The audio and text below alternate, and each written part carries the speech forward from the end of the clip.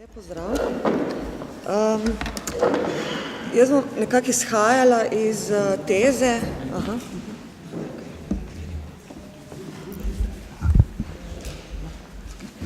Lep pozdrav tudi v mojem imenu. Izhajala bom iz teze, ki sem jo postavila v naslovu, namreč iz pojma mediatizacije. Mediatizacije družbe gre v bistvu za procese, ki nekako konotirajo spajanje politike z mediji in hkrati medijev z politiko, kar v bistvu ustvarja medije, ki so nekako odvisni od delovanja političnih elit. Zdaj, o tem imamo v literaturi zelo veliko je bilo povedanega na to temo. Teoretiki kritične frankfurtske šole so pokazali, kako so državljani in državljanke normativno razumljeni kot javnost, instrumentalizirani v okviru razvoja in porasta družbe množičnih medijev v prejemnike, v bolj ali manj pasivno občinstvo, ki sprejema infotainment, ki ga ponujajo množični mediji. Habermas je govoril v tem kontekstu o refeudalizaciji javnosti, kjer je aktualne elite, birokratske, politične in ekonomske elite, primerjal z plemiško gospodo feudalizma, ki je svojo oblast prezentirala pred ljudmi. In na ta način lahko razumemo to reducirano vlogo medijev v aktualni družbi tako imenovane postdemokracije, da namreč ponuja prostor za to prezentacijo elite. In ravno ta trend nekako izginja ideja medijev kot javnega prostora za kritično razpravo, za spodbujanje razsojanja, razmišljanja, kar so bile normativne ideje medijev iz 19. stoletja, v prostor za prezentacijo v bistvu oblasti. In to se je zelo dobro pokazalo v zadnje pol leta, ko spremljamo poročanje medijev, zlasti je bila moja analiza usmerjena v delovanje javne televizije in privatne televizije. Torej, sredotočila sem se na poročanje v informativnem programu televiziji, kjer se zelo pokaže to, da televizija, da medij nekako zgolj beleži to, kar producira elita, beleži in reproducira govor in politike politično-ekonomske elite. Torej, poročanje o beguncih je nekako zgovoren primer, ki razkrije medije v odnosu do javnosti, ker v bistvu smo priča temu, da je javnost reducirana na prejemnico vladnega diskurza in kar je še več, mediji tudi reducirajo pomen politike tako, da politiko zvedejo na parlamentarizem, na v bistvu strankarsko politiko, na diskurze političnih strank. Govorimo lahko o neki obliki parlamentarnega fetišizma, rečeno z Marxom, ki v bistvu dobro zaobjame ta odnos medijev do politike. Se pravi, vse, kar prihaja strani politične in ekonomske elite, je za medije po definiciji vredno objave, še več, kliče celo po nujnosti objave in sicer ne glede na to, kaj z te strani prihaja. Se pravi, ta kaj vedno najde umestitev, smo videli pri poročanju televizije, v najbolj gledanem prime time terminu. Mediji so torej vedno tam za vklop mikrofona. Če premier 1. aprila reče, da so priseljenci grožnja, ki jo treba nadzorovati, in če se potem ponavlja iz tedna v teden, so mediji tam, da ponavljajo ta govor. Begunci so grožnja, begunci res postanejo grožnja. Govorim tukaj tudi o tem vplivu, ki ga ima to ponavljanje, kar smo videli tudi iz študija o propagandi, na potem recepcijo javnosti. Torej, kar je torej vredno kritične presoje, je ta redukcija politike, ki vemo, da pomeni torej prostor premisleka, delovanja, prostor za razpravo državljank in državljanov v javnem prostoru, zvedeno potem torej na parlamentarizem, politične stranke, voditelje in državne službe. In to smo recimo na primeru televizij videli tudi torej ne samo pri poročanju o slovenskih elitah, ampak tudi pri poročanju o elitah iz Bruslja in Berlina, kjer dopisniki zelo pogosto odigrajo vlogo na način, da nekako objektivirano reprezentirajo to, kar oblast, kar torej pomembni ljudje na pomembnih položajih v bistvu sporočajo. Zdaj to fetišiziranje, bi rekla, elitne javnosti je na medijskem področju zelo tesno povezano z selekcijo ali bolje rečeno z neselekcijo novinarskih virov. In spet pri poročanju televizij vidimo, da izrazito dominirajo, če pogledamo informativne programe, viri teh tako imenovanih močnih javnosti.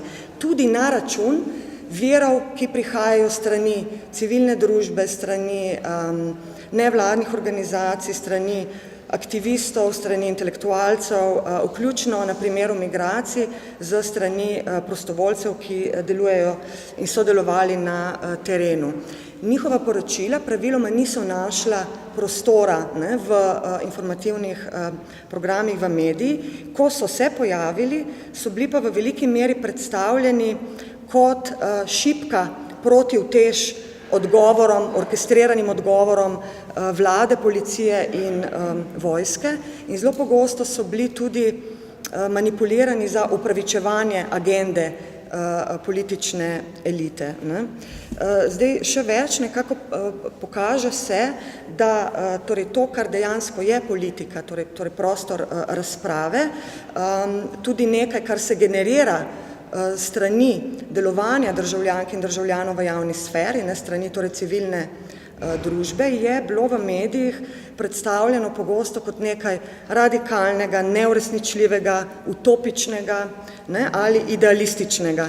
In to v tem kontekstu ne mogoče razumeti to neko paternalistično poročanje o recimo no border iniciativah kot o nečem utopičnem, kot o nečem, ki praktično nima neke realne moči, da bi spremenilo stanje razmer.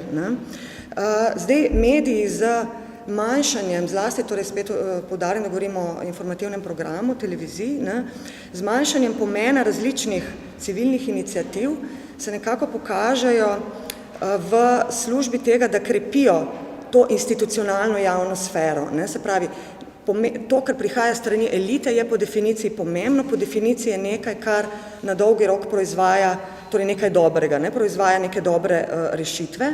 In to tudi potrjuje tezo, ki jo nekateri medijski teoretiki ubesedijo kot tezo o političnem paralelizmu. Gre v bistvu za to, da v obdobju postdemokracije govorimo nekako o zlitju medijske elite z politično elito.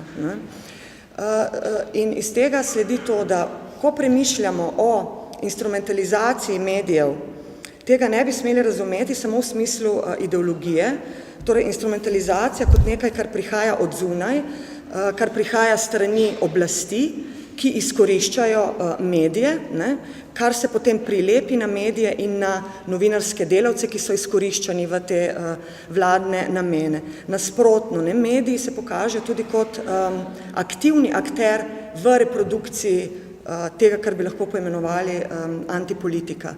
Torej to počnejo, kot sem že poudarila, z brezpogojno pozornostjo elitnemu diskurzu, ne glede na to, kaj ta diskurs proizvaja in ne glede na to, kako je odtujen od državljanov in državljank, kako je odtujen od migrantov in migrantk.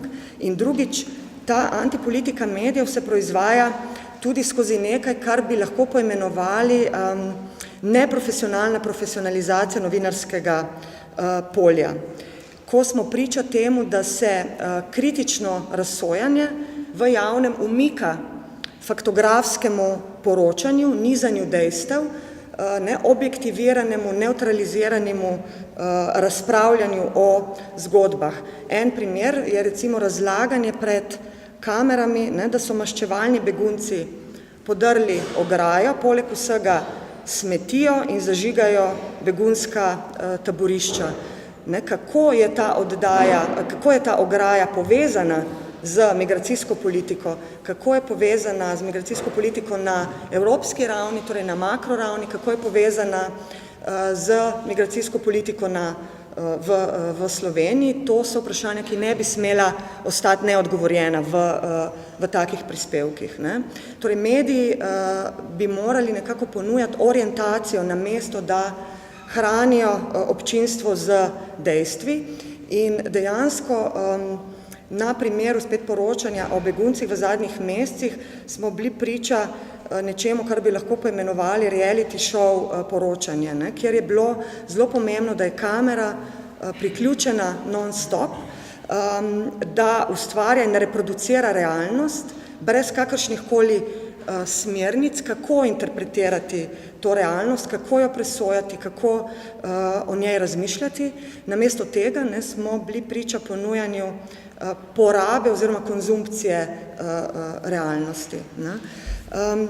Literatura o avtonomiji migracij izpostavlja pomembnost tega, da subjekte, ki migrirajo, razumemo kot subjektivitete, razumemo kot nomade sedanjosti, preteklosti in prihodnosti in da jih ne razumemo na eni strani bodisi kot žrtve, ali pa na drugi strani kot ilegalce, kot kriminalce. In ta tip literature, recimo, ki jo iz migracijskih študij poznamo vsaj v zadnjih 20 letih, nekako ne najde prostor, take premisleki ne najdejo prostora v informativnih programih, težko bi našli kak prispevek, recimo, ki bi šel čez to pozicioniranje beguncev, bodisi kot žrtev, bodisi kot storilcev. Velika večina novic je uporabljala zelo veliko izrazov za poimenovanje beguncev. Tako smo recimo v zelo kratkih prispevkih, minuto trajajočih prispevkih, bili soočeni z uporabo 5 različnih terminov, brez refleksije. Recimo begunec, migrant, prosilec za azil, ilegalec. Zelo pogosto se je pa distinkcijo delalo med begunci na eni strani in med ekonomskimi migranti na drugi strani. Dobiš nekako vtis, da se pojavi ta frustracija o nemožnosti poenostaviti zgodbe, ki zadevajo migracije in posledično se uveljavlja tip novinarstva, ki bi mu lahko rekli dezorientirano novinarstvo. Se pravi, prižgati kamero, povedati v čim krajšem času, čim več in proizvajati neko v bistvu nereflektirano, predvsem nereflektirano kakofonijo glasov. Zdaj, zgovoren primer tega političnega paralelizma, torej zlitja medijske elite z politično elito, je že omenjeno kontrastiranje pojma begunec s pojmom ekonomski migrant.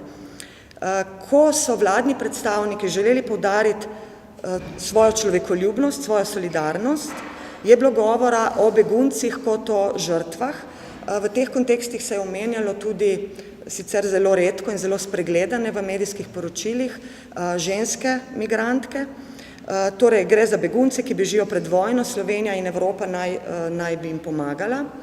Ko pa gre za vladni diskurs, ki želi okrepiti nadzor na mejah, gre za diskurs, ki ločuje begunca od azila nevrednega ekonomskega migranta.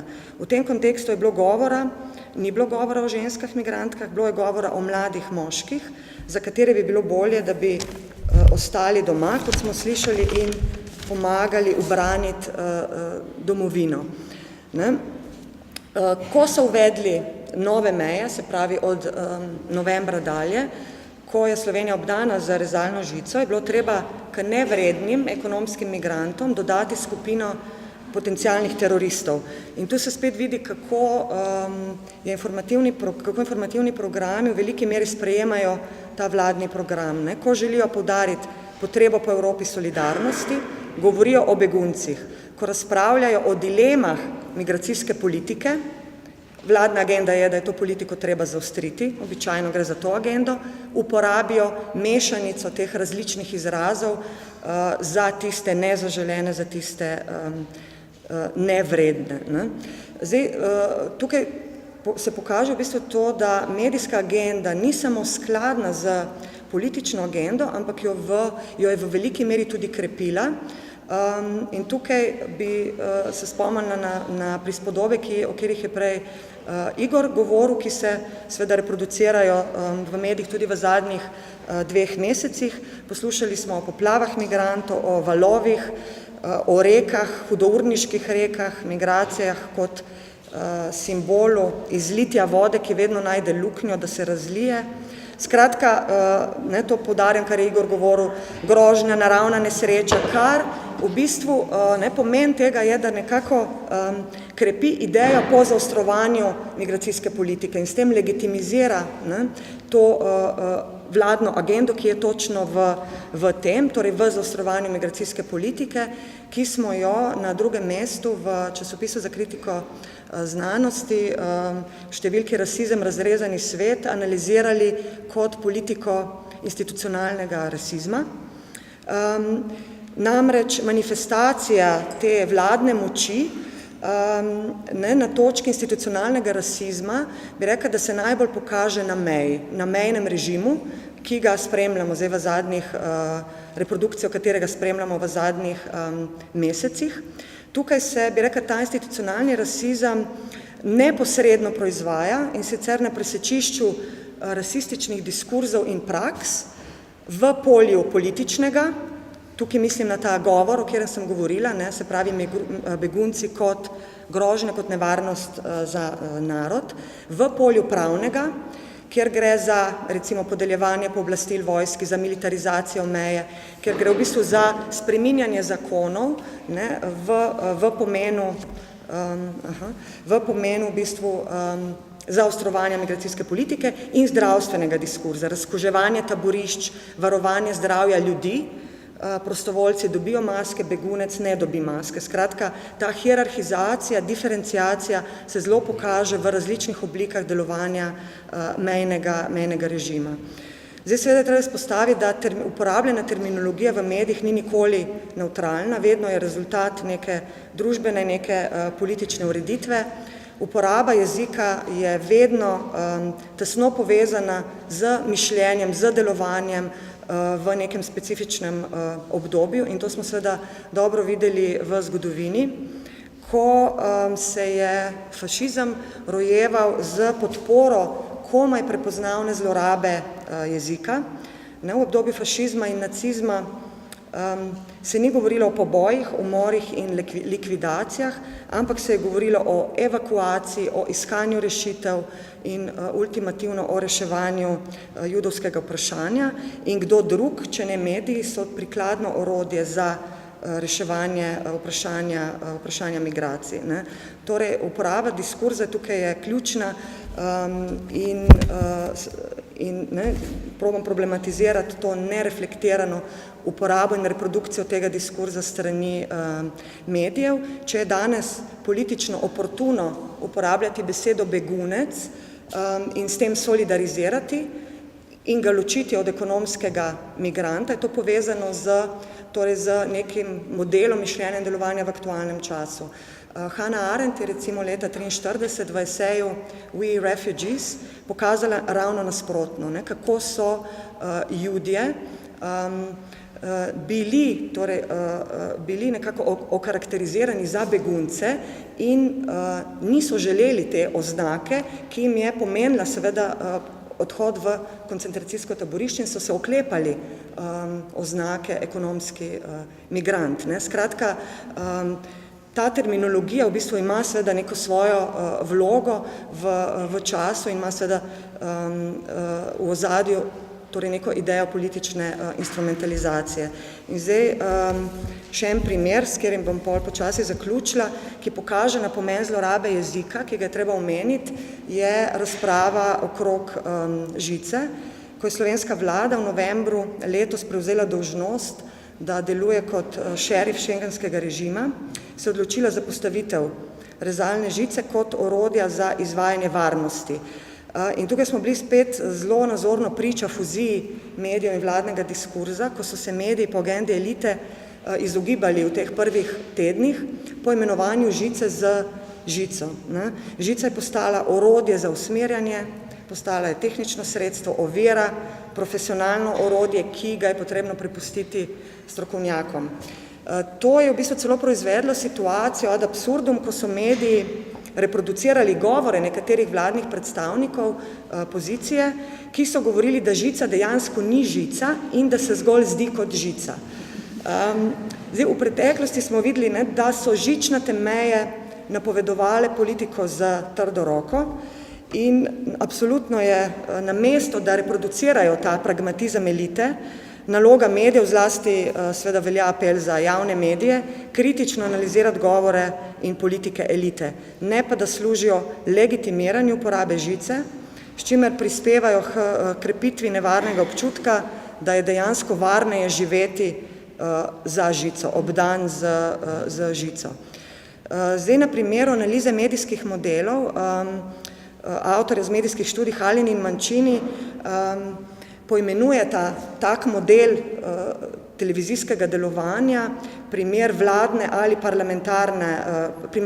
ali parlamentarnega modela javne radiodifuzije, ki, kot ugotavljata, je izjemno ranljiv na instrumentalizacijo za propagandne namene elite in propaganda, kot vemo, najbolje uspeva v okoliščinah, v katerih se politika razkraja, kjer razlikovanje med politiko in policijo, med solidarnostjo in med represijo izginja. To je pa obdobje, aktualno obdobje, ki ga je Krauč poimenoval obdobje postdemokracije. Propaganda uspeva, kjer razum nima več mesta, kjer se prostor za argumentacijo krči in kjer se nekako oblikuje fiktivni svet, ki ga drugi ogroža, dvom v katerega v kontekstu te reprodukcije tovrstnega govora postaja slej ali prej nerealen. Zato zaključujem z mislijo, da bi se izognili propagandni instrumentalizaciji, je potrebna torej odgovornost medijev do javnosti na eni strani, javnost pa mora na drugi zahtevati odgovorne medije. Hvala.